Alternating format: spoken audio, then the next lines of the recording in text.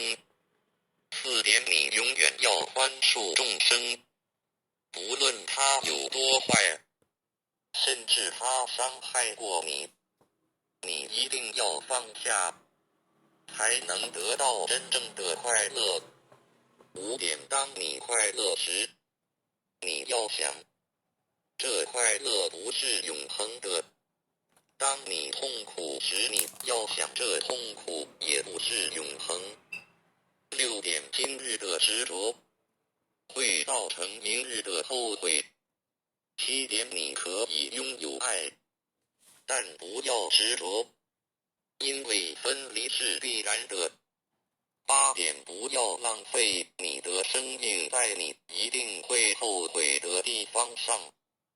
9点，你执魔时候放下，执魔时候就没有烦恼。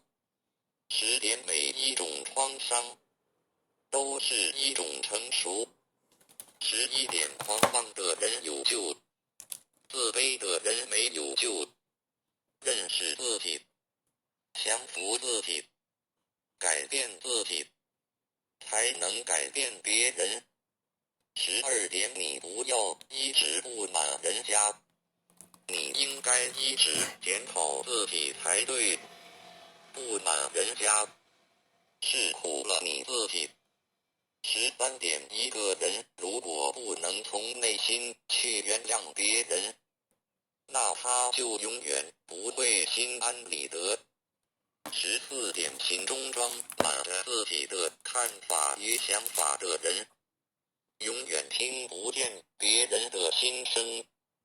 15点，毁灭人只要一句话，培植一个人却要1000句话，请你多口下留情。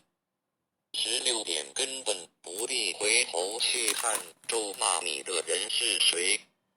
如果有一条疯狗咬你一口，难道你也要它下去反咬它一口吗？17点，永远不要浪费你的1分1秒去想任何你不喜欢的人。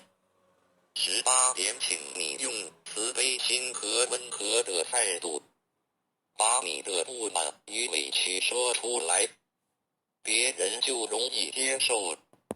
19点，同样的瓶子，你为什么要装毒药呢？